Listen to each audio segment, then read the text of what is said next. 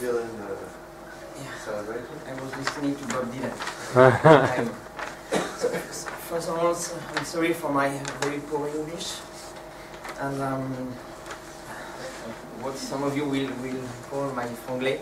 So, I would like to thank Tom and Paul, as well as Loïc, not only for his constant help and support for my investigation, but for all the collective work we do in Actes de la Recherche and in the edition of Raison d'Agir, especially the classes about Bourdieu, which would not have been the same without him.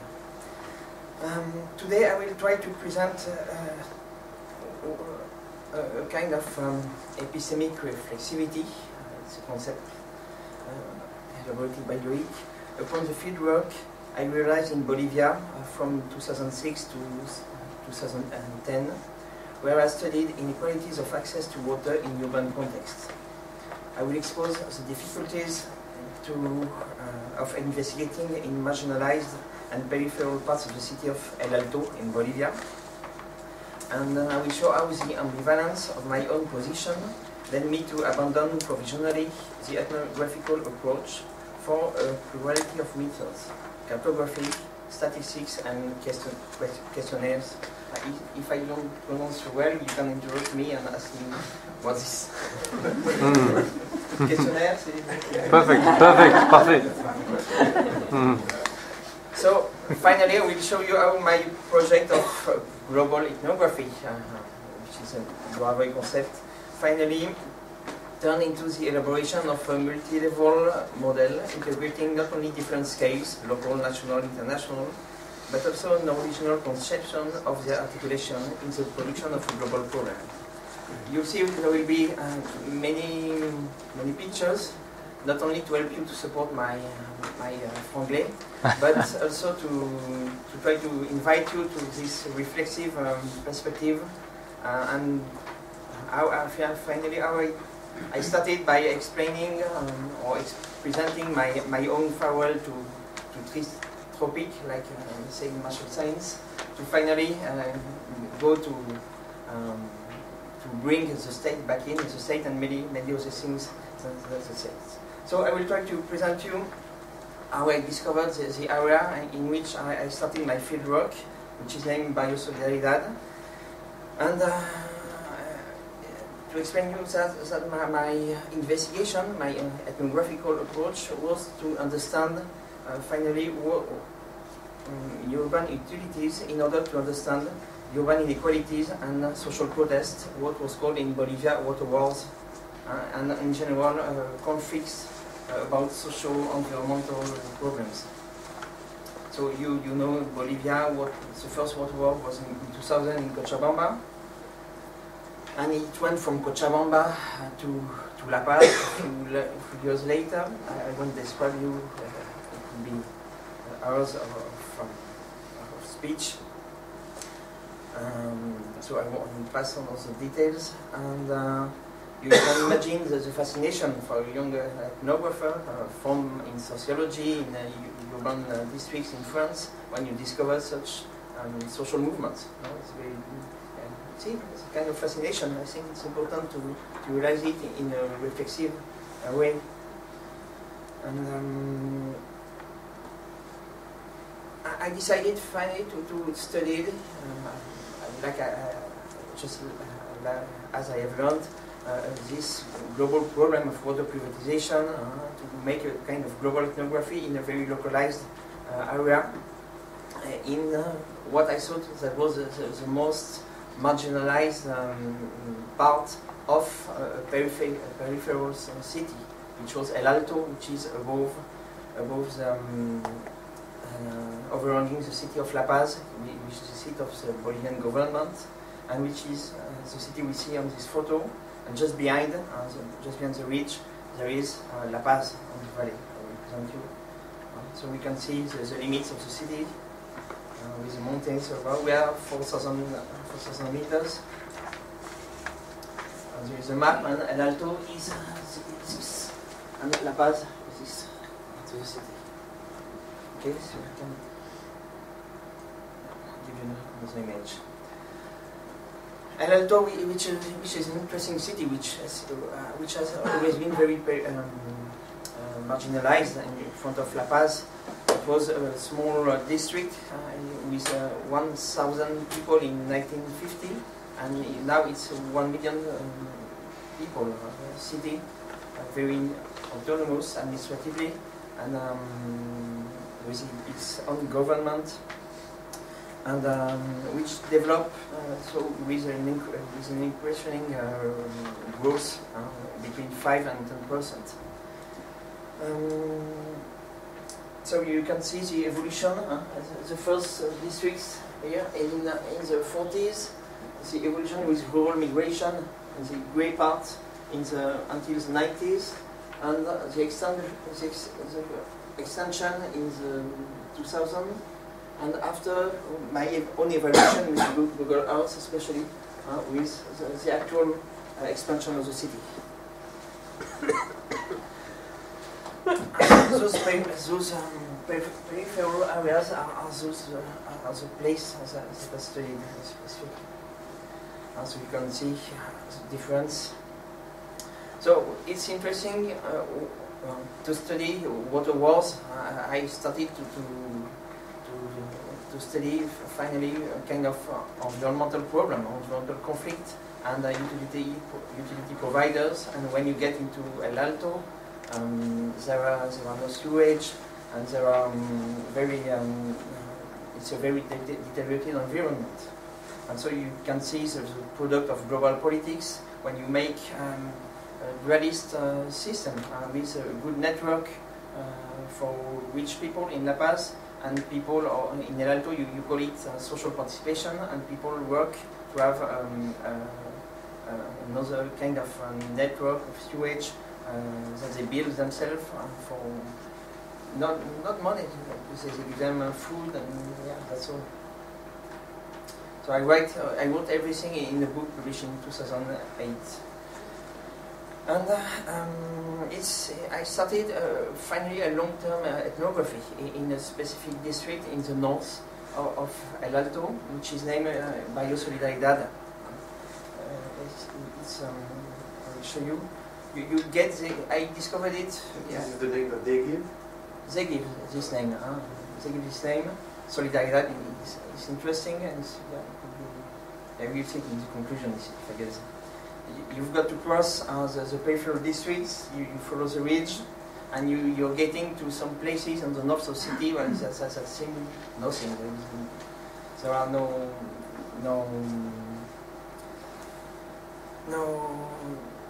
squares, no streets. There's just an old factory, an old building that was a factory, and which is now the school on the right part. It's important because I got into this area by the school. I went to give mathematical lessons, English lessons. So at that time my English was not so bad.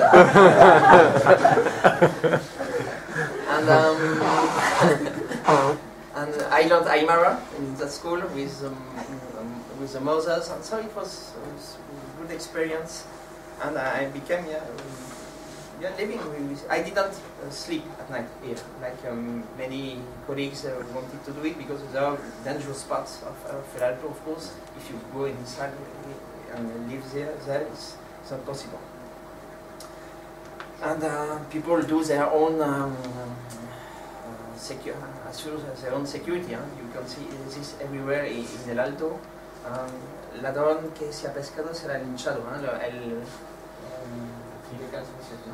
That is called. Yeah. If we cause the thief, you'll be lynched. And the ropes are from the thieves. So you get to the ridge, you follow the ridge and you get to Solidaridad, and from the north of the city, that's what you see. The city of El Alto, and the part without houses on the right is the airport, which is inside the city. Oh. And so, why did it interest me? Because just on the left, here, you see the water treatment plant. and there was no water in this district. So you can imagine after the fascination for railroads, as well the moral and political indignation. Because the inhabitants of the area get water from a well or rig roughly excavated, and they didn't have pipes at the moment, and they use basins or vats for cooking and washing. So you can see on the area, the plant which is protected, security, there is contamination, water that comes from the mountains and from the mines of tin and copper, and people use this kind of water the well excavated. And just in front of this, at 100 meters, you can see the water treated by the French enterprise at that moment, which was Lyonnaise des Eaux. The consortium was Aguas del Limani. And the treated water goes to La Paz. It goes to La Paz, and small parts of El Alto, but it goes to La Paz. And so people in front, on the left, on the right of this woman, that's what you see, that's what you saw. And people use dirty waters to rejected by the plant to everyday life as well. Use it. And in fact, I discovered this area in 2003. But I live in Bolivia from 2006. So everyday life here. And yeah, what I told you in the classroom and the aptapis, the collective food and assemblies or neighborhood assemblies. The problem started when they asked me to become what they call padrino. Padrino is a sponsor, godfather. But the godfather in an economic way. You know? So, but it was a great experience, no? I became padrino of a few classrooms. So you buy the arts, you buy the diplomas, you're in the center of the mess of the table when they come to present themselves, and you give them the diplomas, because there is apparently no state. That's what interested me. In those areas, there's no state, apparently. So there is on the walls of the school, in the informatic classroom, my name painted. You can see me with the tricolor.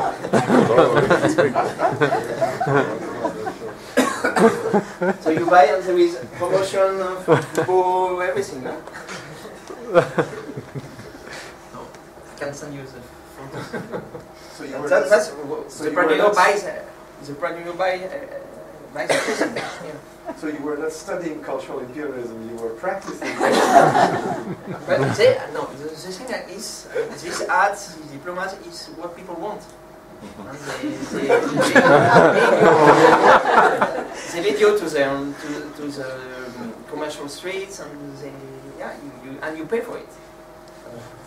But at the end, it became finally a big problem for me, because I was padrino of the school, and after of the community, and few fiestas. Fortunately, there is only one annual celebration of the cumpleaños del barrio, no? Yeah, and people put money in this, so yeah. And it's really, these are great moments, no? And, but I decided to stop with my ethnographical approach in this area for three main reasons. First, it was difficult.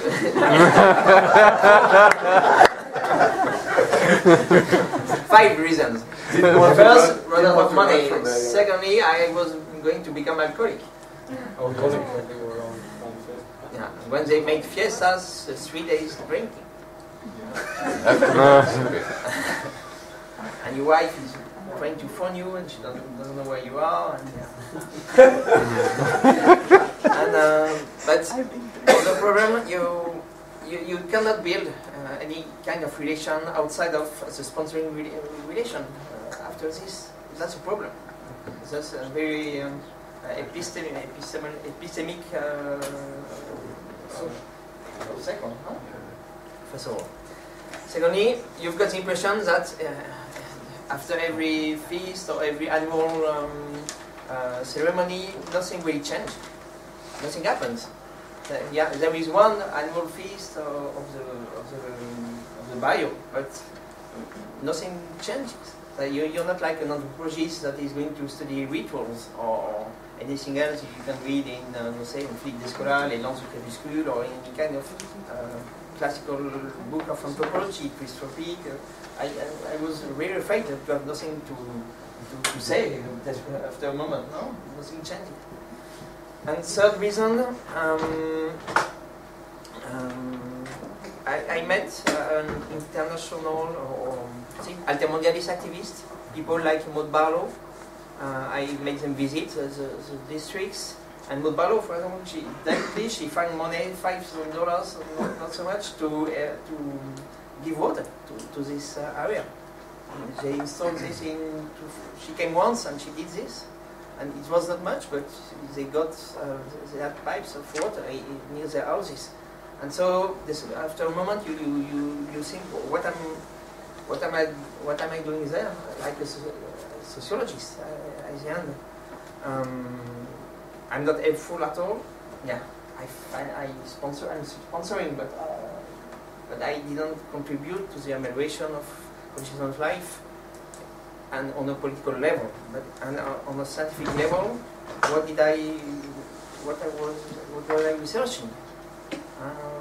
I started to doubt of my approach and of my construction of the object, as we say, and I'm really afraid that to escape to the populist temptation that we have when we study what the wars.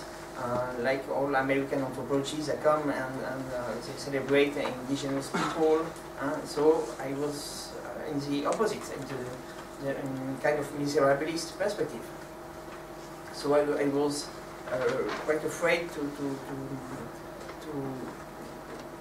not to produce anything. So at the same time that I was doing this long-term process, I started to study this barrio, this area in 2003, in fact, with photographing, restituting photographies, and after that in the classroom. And in 2007 or 2008, I decided to stop with ethnography, and at the same time, I lived in Bolivia in 2006, and I had started to study the official statistics of La Paz and El Alto.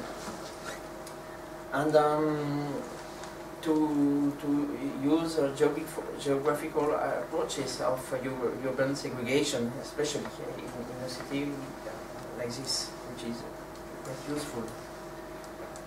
And so I will go quickly because I won't describe it as a urban segregation, and there is a kind of very simple and terrible social spatial determinism.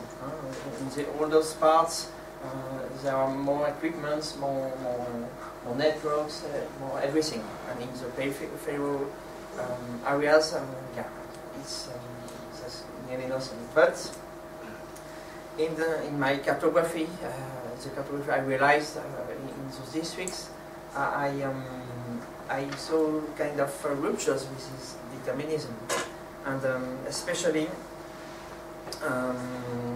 I found that there were more property, more owners of their own houses in the exterior parts. There were more families with young kids in the peripheral parts. So I just started to make the first hypothesis that those towns were the growth of the town was not only the result of a rural migration.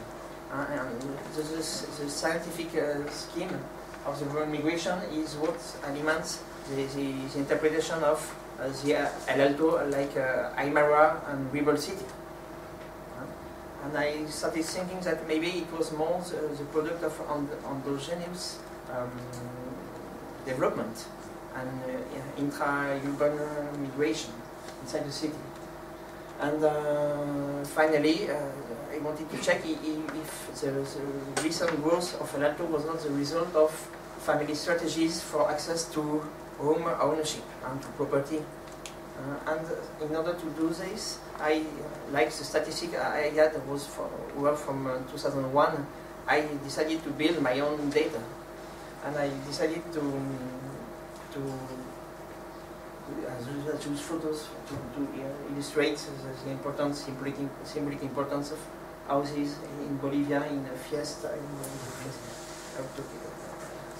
So I decided to build my own data in those peripheral areas and to distribute a questionnaire that I built, very similar to the census, national census questionnaire, but more appropriated as well to my own construction of objects. So those are the areas in which I investigate with a very specific, double kind of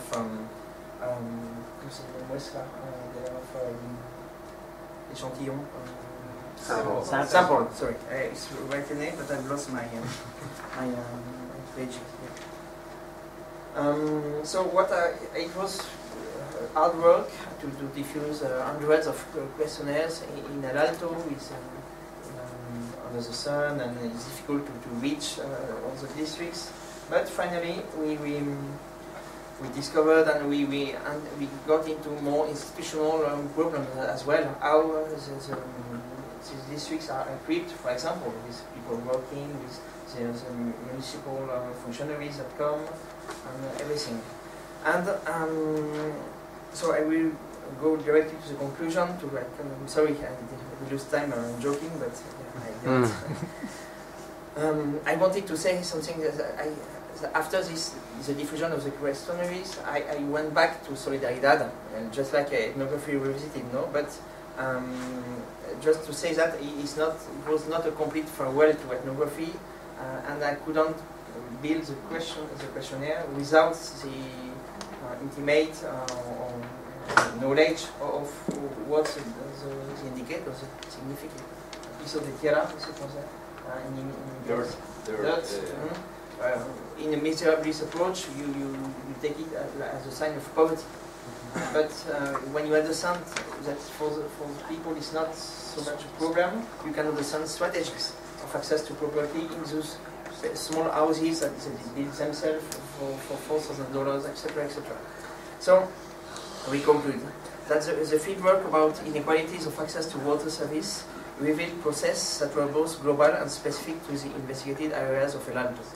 On the one hand, I found phases of urban expansion characterizing peripheries of southern cities, informal construction, consolidation of the marginal districts within an institutional frame. On the other hand, I had discovered familial strategies of access to property in coherence with their lifestyles, with their urban aspirations, and their forms of politicization. In a country where more than 60% of the population believes that they belong to a native community, and in a town, El Alto, where more than 90% of votes have been in favor of Evo Morales, known as the first indigenous president of Bolivia, the fieldwork has revealed in identity positioning or identity claims that upset down the common vision of El Alto as a rebel Aymara city. People define themselves more like belonging to El Alto as a specific territory than belonging to an ethnic group. Environmental conflicts in El Alto since the beginning of the 2000s could not be interpreted as a spontaneous resistance to global neoliberalism. On top of the territorial principles of identification, politicization, and in peripheral areas had to be related to urban segregation, pressurized, pressurized areas, pressurized strategies of access to home ownership in marginal and expanding areas, and to a strong differentiation of access to basic services to utility providers. So living Biosolidaridad, I had also left behind the project of global ethnography in its original formulation. The point was not only to refer to local fieldwork in a larger and transnational context, I had interpreted familial strategies, replacing them amongst the segregated processes of a city, structures by policies of privatization and by the management of poverty. However, the global appeared not only as a production of local dynamics, but as an articulation between different levels of social relations, demographic mechanism, urban segregation, localized familial strategies, national and municipal management of urban spaces and utility providers, economic contracts between authorities and transnational companies, international governance of natural resources. I don't have time to talk about it. Finally, ethnographic approach of a small peripheral area had driven me to study the multi-level regulation of environmental conflicts and the points of articulation of these different levels of reality and of analysis. So I would like to say that it was a kind of, this synthesis was a way of reconstructing theory, but in a different way than Robert says, more bringing the state back in the local fieldwork. And when you bring the state, you bring local spaces, you bring international norms, you bring national administration, you bring local administrations, you bring as well how people position themselves in front of authorities. And finally, I cannot conclude, but I wanted to say that this photo is just a kind of image, a metaphor of what I would like to say at the end of the importance of studying utility providers in the case of urban marginality. It's not only a kind of material network only. It's much more a kind of symbolic dimension. And I realized that only because after the visit of Maud Barlow, I had been there with a lot of activists, a few guys from Cochabamba, and they are funny guys, and they had stolen this thing in the school. This is with inauguration by Hugo Banzer. Hugo Banzer was the old dictator of Bolivia in the 70s. He killed thousands of people, and he became president after that. He became president, and he gave them this area to implant themselves, and he inaugurated the school. And these leftist activists, friends of mine, they had stolen the plaque. And the people from the barrio called me, desesperated. They had stolen them their only way of recognizing their existence, their social existence.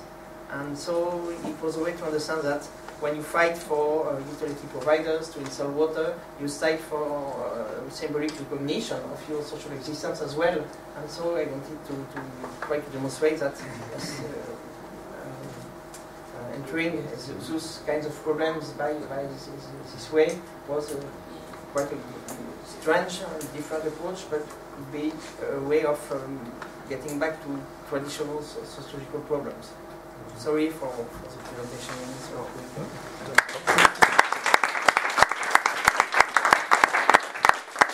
Thank you very much. We still have time for some questions, so.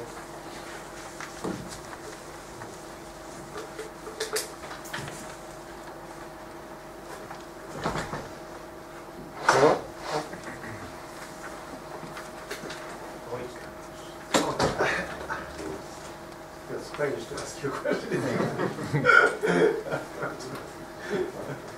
It seems to me in your earlier discussion you're confusing two levels when you said I interrupted. And to me you still haven't explained why you interrupted the ethnography. One was I had become a person who could not investigate because I was a sponsor. But you could have used your relationship to that community to study people who work in the city or as a means of access to the next district. I think what you had there was a problem of sponsored entry into the field, which is a problem in general for all people who do field work, whether you enter through the church or through politicians. It's always a problem to enter a sponsored entry. And so you became the sponsor, so therefore you couldn't be the investigator. But then I heard you say in your discussion, this activist came, and in a matter of a few weeks, she had water pumping through the neighborhood. She did something, she transformed the community, I couldn't. It seems to me you are collapsing two completely different issues. One is I couldn't transform the life of my subjects, and I felt bad about it, therefore I withdrew, and I created some distance between. And then the other one, but it's a problem of social intervention in the neighborhood. And then the other was because I have become myself a sponsor, I couldn't relate to them on a day-to-day basis. I became a resource that they would exploit. But it seems to me you could have used, having become a sponsor, to do an ethnography in a nearby district, or had you not entered, or had you not become the sponsor of the school, you still were basically helpless in terms of transforming the life of the community. So would you have then continued your ethnography? So it's still unclear to me why was it a social obstacle to being an investigator, or was it the emotional burden, the existential burden of feeling helpless in front of the basic material problems that people experience in these areas? I think the response is in the question. It's just the confusion between those two levels. I could not make the difference after a moment. And it was a kind of what they call ethnographic comfort or double bind. And it was very strong psychological pressure for me, and some things you cannot stand anymore. Just like it was really effective. And I had as well the feeling that if I stayed longer, I was not studying anymore what I had become to study. And I was still in my idea of understanding how people, what there was, and those kinds of unique fights against privatization. Bolívar was the only country that I bought away transnational companies. And but the people I had studied were very depoliticized, and there was a lack of political participation. But what I thought in my kind of miserabilist approach, I didn't understand. Maybe that's what I didn't explain well here. That fighting in the ordinary life to build first the material conditions of life was as well a fight for politics. It was as well a political fight for them. And after that will come the level of political participation. So at the end I understood that, but I needed to change of place, to understand global processes, to see that it was not specific to that place, and to restitute the politicization or the apparently lack of politicization, the apparently lack of the state as well in the more global process, especially of urban segregation. I don't know if I'm clear in my response, but the point is we really want to describe the confusion of these two levels for me at the moment. Did you write about this in your field notes? Not little. I was listening to Bob Dylan instead. To try it. All this was blowing in the wind. And yeah, I wrote it, but I didn't use those notes when I wrote my French paper, which is the origin of this exposition, because it's very naive, and now I know why it was naive at the time, but it's impossible to publish it now because you say it's a kind of pre-adolescent ethnography. Well, some other questions? Can I make a comment on that? I mean, Yes. I think what you're doing is a very honest surfacing of one's normative position. And for me, what's really interesting is that we don't do that more generally. And I worry that we don't. In other words, it's only the experience, the ethnographic experience of being in the field and the face-to-face engagement that makes you do that. But I was actually going to comment earlier on the paper that you had produced, and I was going to say, I mean, for me, there's some really difficult questions around the normative positions that we put into the questions that we ask. So, which state is problematic? The New York state, the American state for immigration laws, or the local state for implementing and imposing a set of restrictions? And I just think that as a collective, rather than as an individual, what's very useful about what you do in surfacing those difficult questions is that we should be asking that of a series of different scales and asking it collectively as well as individually. And I think that if we did that, we might actually come up with a set of very different kinds of answers.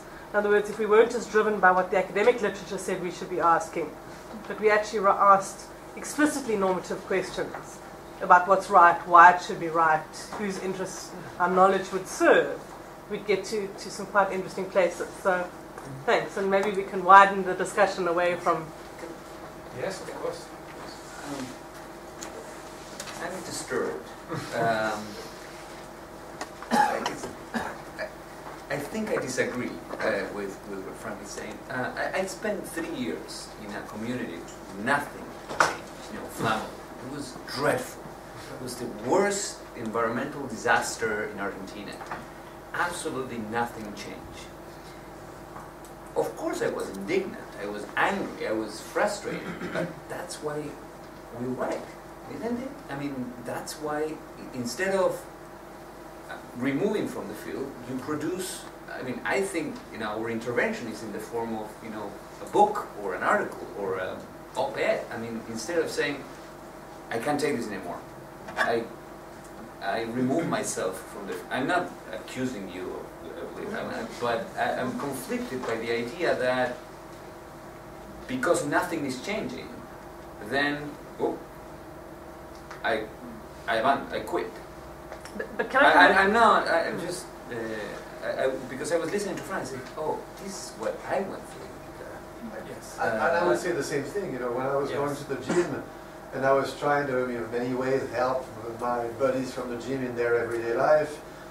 Every time I would help them, I would lift them up so that they would fall again. So it feels like, so you feel completely helpless.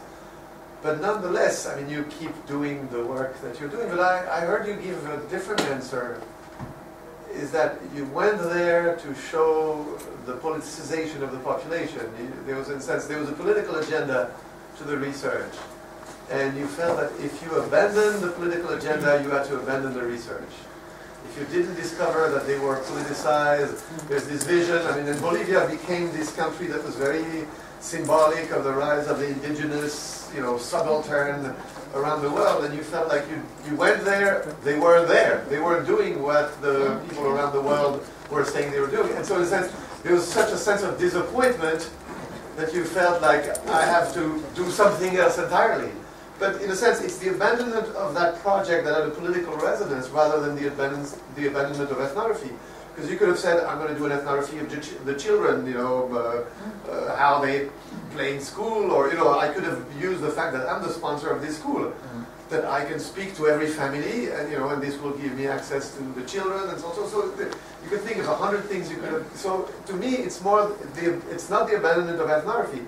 Ethnography became embroiled in what was initially a piece of research that had a political resonance, and it was the abandonment of the dream of that piece of research that would have the political resonance that made you do something. So you switched methodology to protect yourself.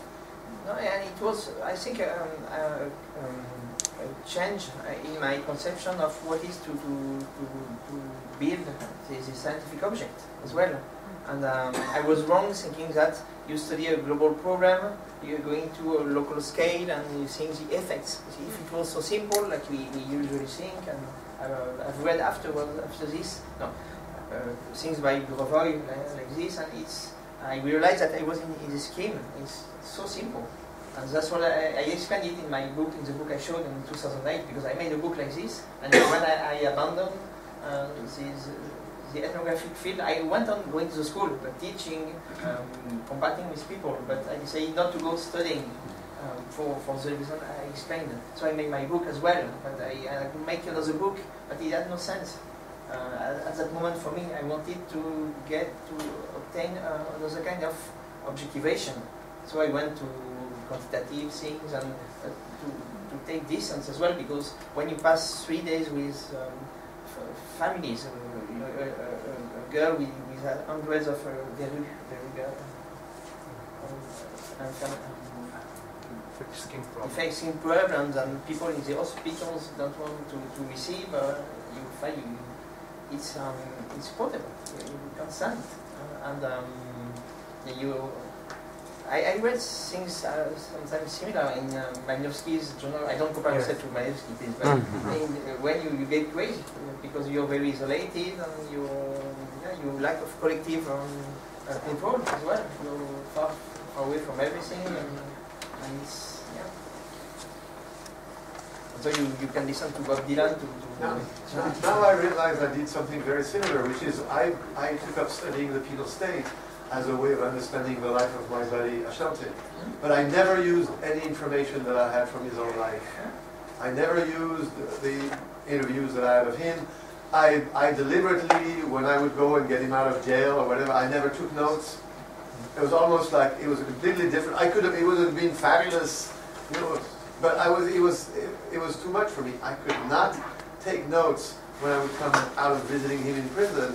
Even though this was fabulous data, but it was almost like, and then I would reprocess that and sort of read about other situations, or I went to do field work in the LA County jail because it was away from Chicago and I didn't know anybody, and I wouldn't know the guys that I'd seen behind bars. I wouldn't know their families and so on because it's too much.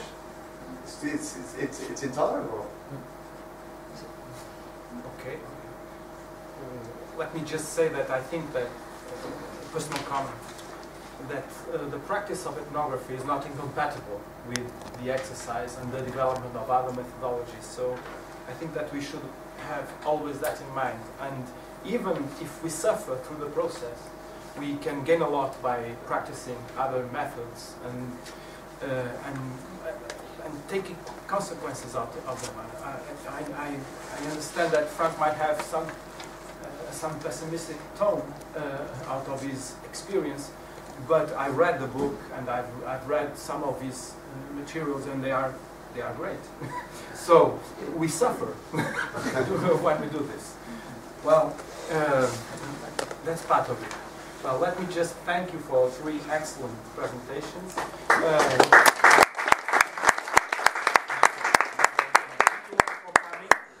Let me just say that tomorrow we'll start at 9:30, but at 9:15 there will be coffee and refreshments even 9 for us to drink, so you can come. Doors are open at 9, and drink a coffee or a juice. And there's also things to eat and stuff, so and start to work. So thank you.